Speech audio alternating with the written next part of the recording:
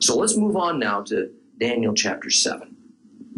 Daniel chapter 7, 1109 if you have a complete Jewish Bible.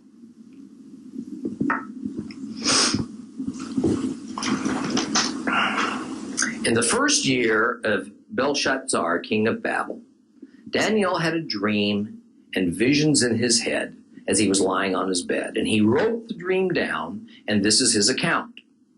I had a vision at night. I saw there before me the four winds of the sky breaking out over the great sea. Four huge animals came up out of the sea, each different from the others. The first one was like a lion, but it had eagle's wings. And as I watched, its wings were plucked off. It was lifted off the earth and made to stand on 2 feet like a man. A human heart was given to it. Then there was another animal, a second one like a bear. And it raised itself up on one side, and it had 3 ribs in its mouth between its teeth. And it was told, get up and gorge yourself with flesh. And after this I looked, and there was another one, like a leopard, with 4 birds' wings on its sides. The animal also had 4 heads, and it was given power to rule. And after this I looked in the night visions, and there before me was a 4th animal. Dreadful, horrible, extremely strong, great with great iron teeth. It devoured and crushed and stamped its feet on what was left. It was different from all the animals that had gone before it, and it had 10 horns. And while I was considering the horns, another horn sprang up among them, a little one, before which 3 of the first horns were plucked up by the roots. And in this horn were eyes, like human eyes, a mouth, speaking arrogantly. And as I watched, thrones were set in place, and the Ancient One took his seat, and his clothing was white as snow. The hair on his head was like pure wool.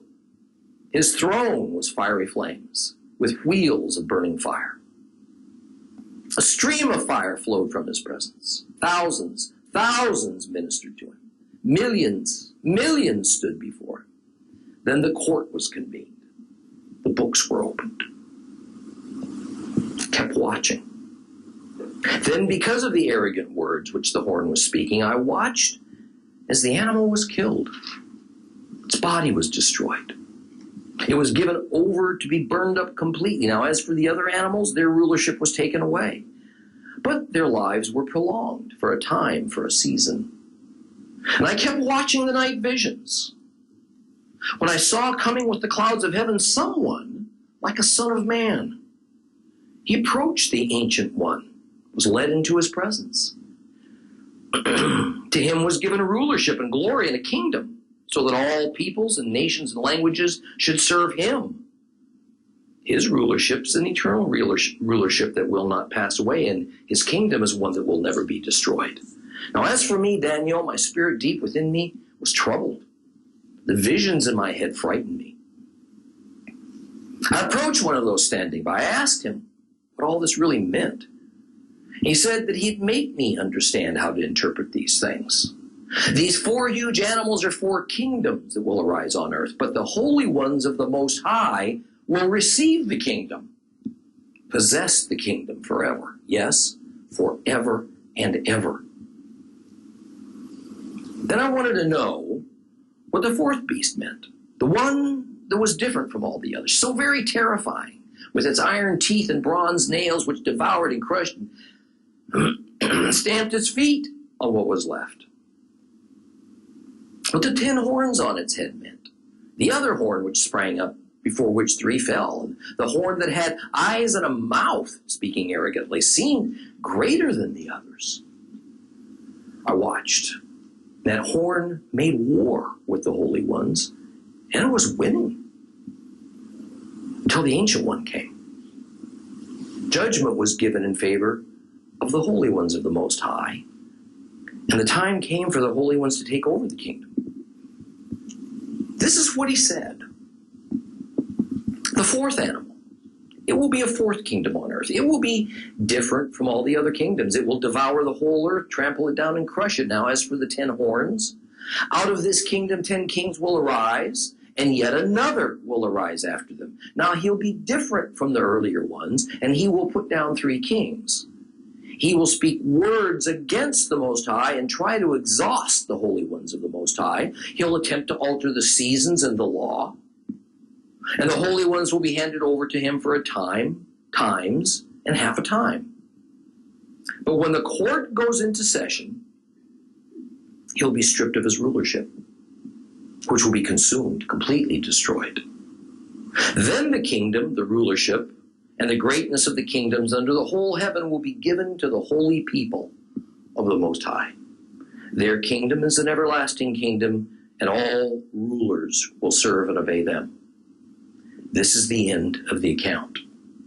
As for me, Daniel, my thoughts frightened me so much that I turned pale, but I kept the matter to myself.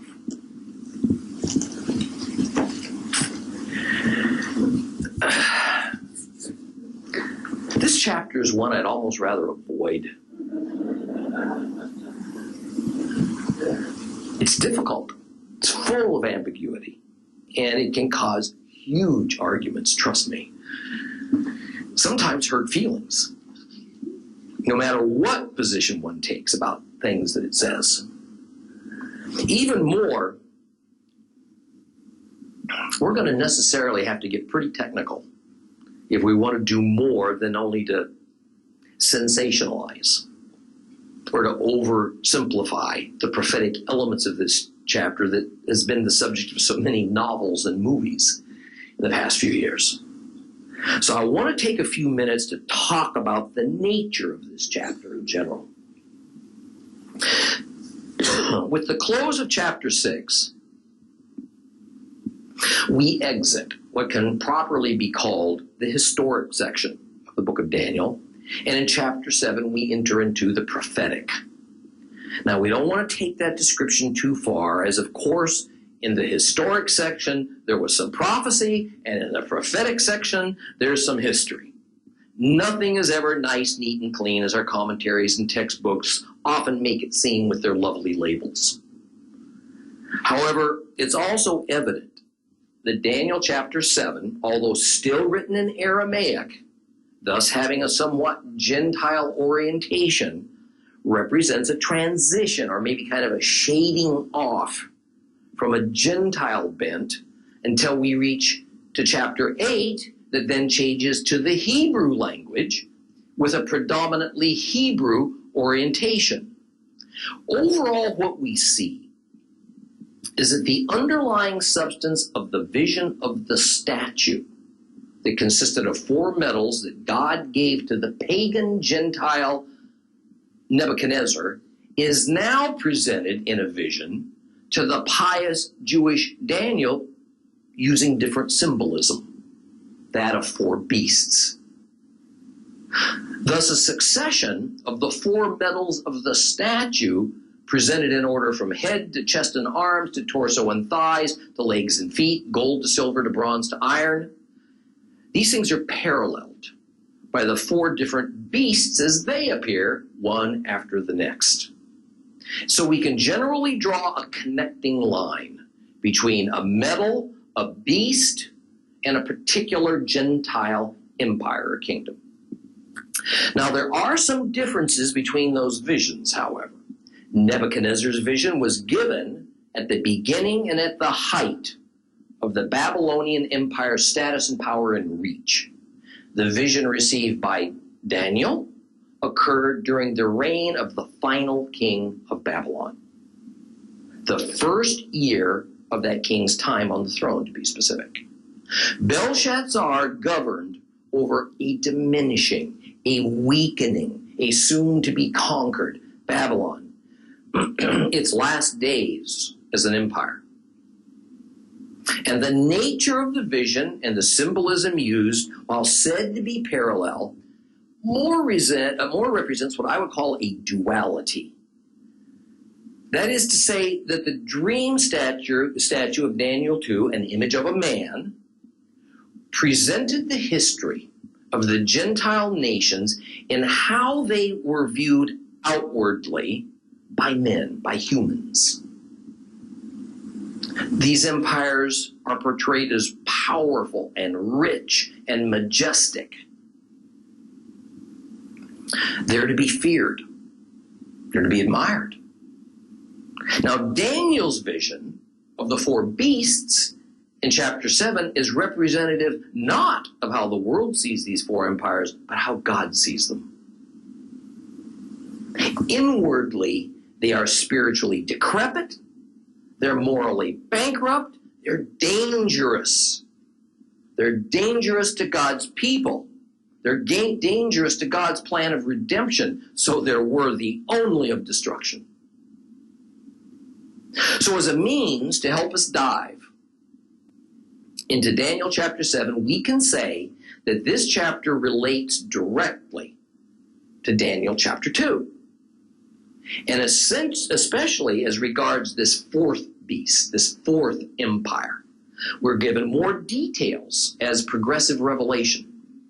But I also must warn you that since we all come from different church or synagogue backgrounds, we will have heard many different interpretations of what this chapter is telling us about the future.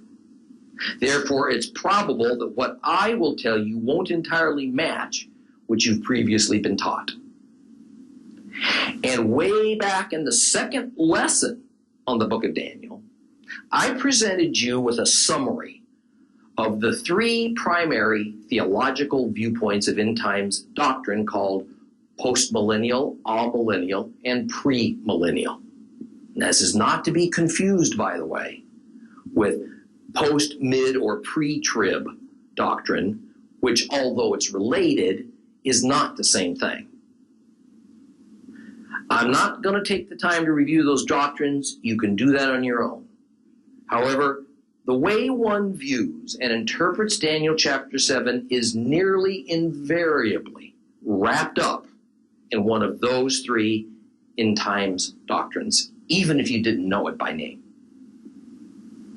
Now, to put a finer point on it, theologically speaking, pastors, commentators, academics, Bible teachers generally have been taught and accept and therefore view biblical end times events through the lens of one of these three different end times doctrines before they ever enter into study of a biblical book that speaks about end times matters.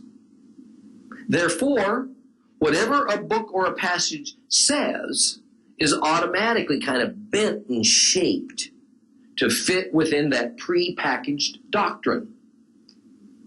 From my perspective, certain aspects of each of these three doctrines has merit, and other aspects of them are dubious at best. Sometimes conclusions are firmly drawn not because there's strong evidence to back it up, but only because a particular doctrine allows for no other conclusion, or that doctrine itself just falls apart. So as we continue, and you hear words from my mouth that sound like I may be fully supporting one of these three doctrines over another, that is just not the case. In truth, if one was to take the total weight of one of these end times doctrines compared to another, what I tell you will probably sound closest to the pre-millennial doctrine. But it would be wrong to assume that I'm teaching you the rather conventional premillennial viewpoint. So I want you to know that because we're going to be discussing a lot of unfulfilled prophecy, it's necessarily so that much of what I will offer is my opinion, sometimes speculation, and I claim no office of prophet. I'd like to think that most of what I'll say comes from diligent Bible study, comes from examining historical and extra-biblical evidence, considering God's established patterns, and frankly trying to avoid fitting doctrinal square pegs into prophetic round holes. Now, I'm sure on some level I'll fail at that. That's the danger of teaching prophecy. And it's why so few pastors will even venture there anymore. So with all that as a caveat, let's see what we can learn from Daniel chapter 7. Verse 1 says that almost immediately after Belshazzar became a king, Daniel was in his bed at nighttime when he had this vision. He felt it was complex enough and important enough that he took the time to write it down. No doubt it was so he could read it over and over again as he tried to comprehend its significance. The first descriptive elements of this vision that we receive are of 4 winds blowing over a great sea. Now, the Aramaic word for wind is the same as the Hebrew, ruach. And ruach carries a dual meaning of a physical wind and of a spiritual wind. So ruach is the word used for spirit in the Bible, as in ruach hakodesh, the Holy Spirit. Wind, like spirit, is mysterious because you can't see it. No one knows where it comes from or where it goes to. It is common in the Bible and in both ancient and modern literature to speak of the 4 winds as coming from the 4 corners of the globe. The Great Sea spoken of here does not mean the Mediterranean Sea as it sometimes does in the Bible. Rather, this is a symbolic sea. And as in some places in the book of Revelation, the sea is symbolic of the nations and the people of the world as a whole. We're told that the 4 winds break out over this great sea.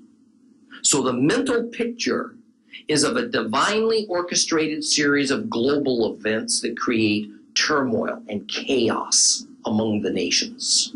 Just as a hurricane force wind whipping over an ocean creates a dangerous, boiling, roiling, chaotic cauldron of waves and foam. And out of this chaos of the Gentile nations arises 4 strange beasts, no 2 of them the same. Let me reemphasize. This is speaking of Gentile nations.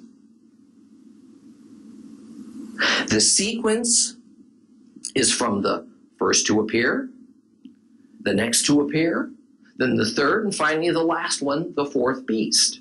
So they don't all arise simultaneously. They arise one after the other. The first beast is said to be like a lion, but with eagle's wings. Like a lion means it has similarities to a lion, perhaps attributes of a lion, but it wasn't a lion. For one thing, lions don't have eagle's wings. Then after the lion beast arises, something removed those eagle's wings and lifted this beast off the earth and made it stand on 2 feet, like a man, with a human heart given to it. Now, a lion was considered the king of beasts. An eagle was considered the king of birds. A lion was powerful, but it had limited range, limited dominion.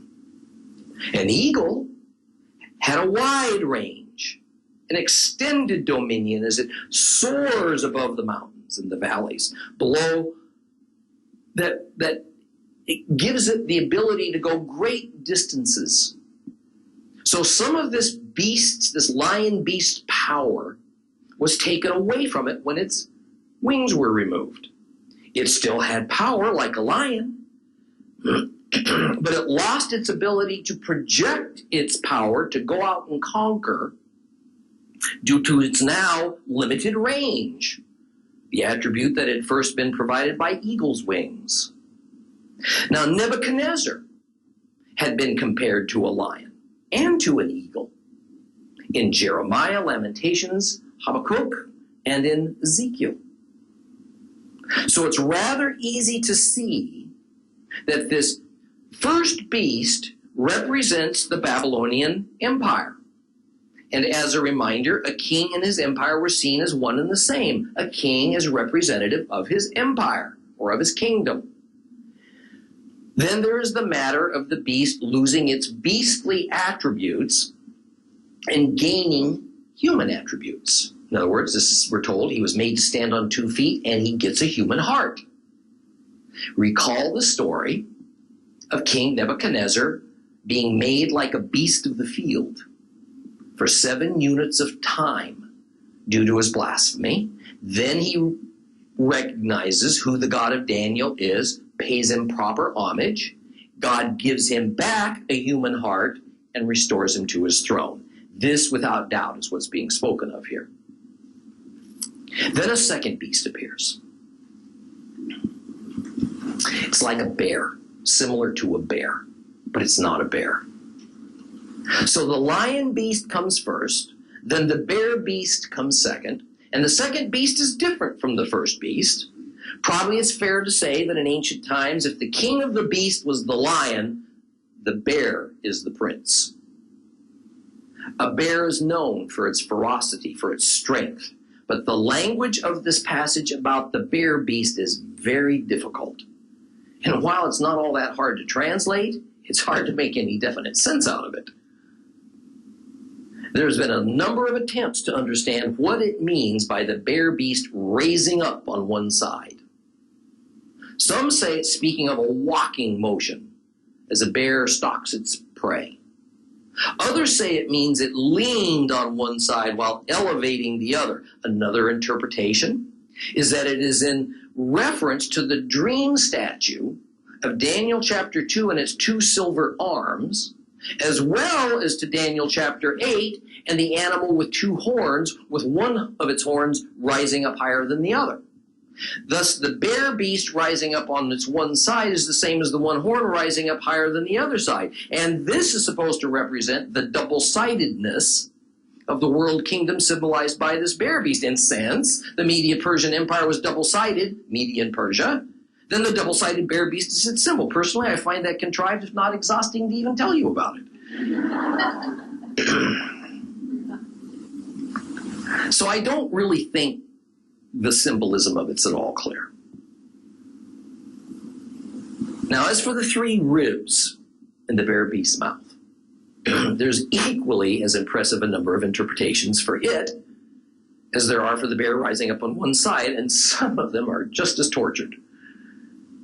At the least, the 3 ribs indicate that this violent predatory creature had just killed and eaten, since the ribs were still being carried in its teeth. And then the next words of the passage were an instruction to go and gorge itself with flesh.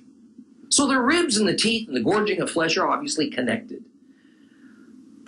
However, I see a pretty logical explanation that history shows is probably the right one by which to interpret this passage. If the bear beast is the Medo-Persian Empire, which I think it is, and this is generally accepted, we know that they conquered, they devoured 3 substantial kingdoms: Babylon, Egypt, and Lydia. That would obviously represent the 3 ribs and the bear beast's teeth. This is the simplest, most apparent solution, and in hindsight, it's exactly what happened. So I don't see any reason to reject it and try to find something else.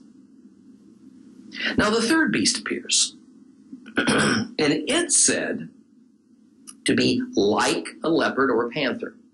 Again, it's not a leopard or a panther, but it has similar attributes. Now the panther beast has 4 heads, also has bird's wings. Now please make a mental note of this, because we're going to refer to this again next time. This 3rd beast is specifically said to have 4 heads, which is the only one of the 4 beasts that claims multiple heads. You with me? Tuck it away, you're going to need it. Now, assuming that this is symbolizing Macedonia, Greece, or just Greece for short, as I think so, and so unanimously, this is the verdict pretty much in the Bible academic world, the panther or the leopard is less known for its power, more for its lightning fast agility. So the 3rd world empire is a panther or leopard, which in chapter 2 was symbolized by the torso and the thighs of bronze. The bird wings, again, indicate the extent of its range, and that this beast isn't only swift, but it also is able to cover large distances. Historically speaking, Alexander the Great, the king of this third world empire of Greece, was able to conquer more quickly and more wide-ranging territorially than anyone before him. In fact, this attribute was perhaps his hallmark. Now, as to the four heads of this third beast, some say it represents the 4 points of the compass, the 4 corners of the world, similar to the sense of those 4 winds blowing over the great sea to begin this chapter. So the thought is that it is representing how widespread Alexander's empire became. But historically, we find that the government of Greece indeed became a 4-headed creature. Before he died, Alexander divided up his empire into 4 districts, and he gave one each to Ptolemy, Seleucus, Philip, and Antigonus. So it's hard for me to see the symbolism of the 4 heads as anything else than these 4 rulers of the Grecian Empire who ruled separate districts simultaneously, just as these 4 heads of the beast in the vision existed all at the same time, as opposed to, say, one appearing and then another appearing in some kind of a sequence. They appear all at once. They're all on the beast at the same time. Then in verse 7, the 4th beast appeared. It was totally unlike the previous 3, themselves, of course, all different from one another. The differentiation, though, between this beast and all the previous ones is that this 4th beast is given no likeness at all.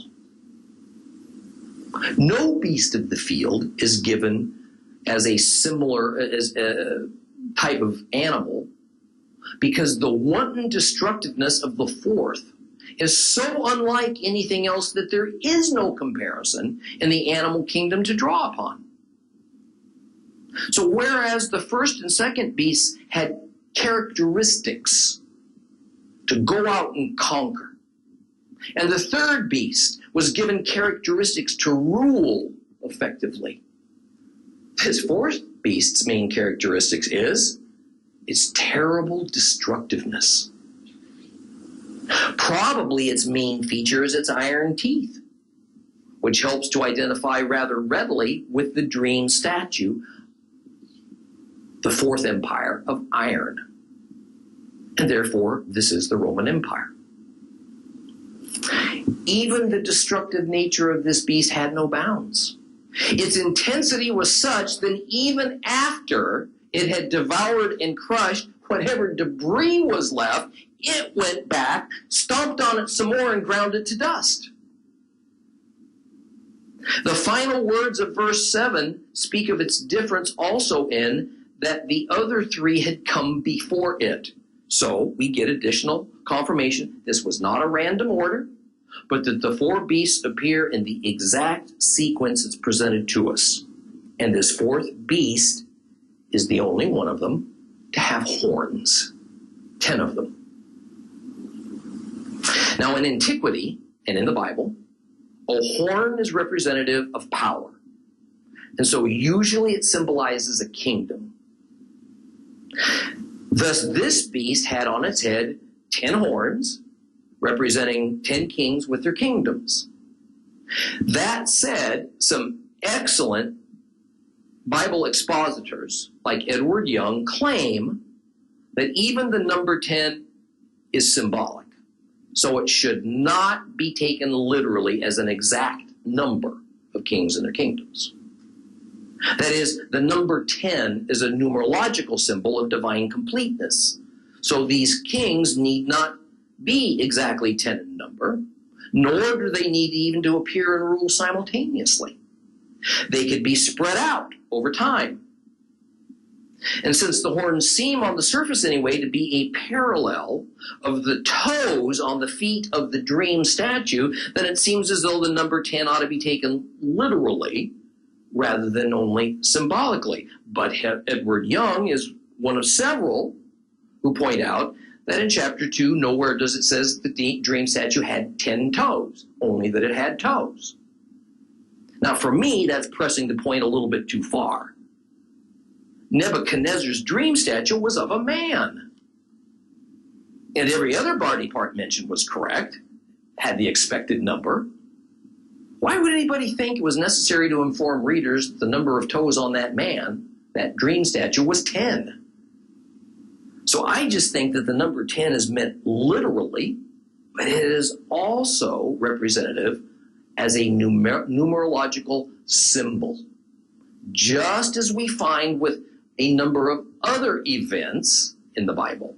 Israel with their 40 years in the wilderness, the number of tribes is 12, the Godhead is 3, Jonah in the belly of the fish for 3 days and 3 nights, so on and so forth. But then Daniel sees another horn, a smaller horn. It suddenly sprouts from the midst of the 10. But as a consequence of the appearance of this other horn, 3 others were uprooted, meaning they were either superseded or they were destroyed. And this horn, unlike the others, is said to be little, and that it has the eyes of a man, has a mouth that speaks great things. Now, some of your Bibles don't say great things. Rather, they say blasphemous things, or they say arrogant things. That's simply the opinion of the Bible editor. That idea is nowhere present in the Bible text. Great things is probably the best translation we can do. Now, obviously, Daniel is fixated upon these horns because of their importance. They are apparently the key to the mystery of this 4th beast. The eye and the mouth of the little horn means this is speaking of a man, a particular potentate, not necessarily of a kingdom. Now remember, a horn is typically a king who is representative of his kingdom. So this horn is quite different in nature from the other 10. Biblically speaking, an eye symbolizes wisdom and insight, circumspection and prudence. The mouth that speaks great things is meaning a man who has the power of persuasion like few men who have ever lived. But it's also a mouth that knows its power, so it speaks words of self-glorification. Well, as we near to a close today, this is a good time to point out that Bible critical scholars say that the author of Daniel is using the little horn to symbolize, of course, Antiochus Epiphanes. And this idea seems to have begun with the Neoplatonist philosopher in the 200s AD named Porphyry. He had this strange love-hate relationship with Jews and Christians, and of course, the Bible.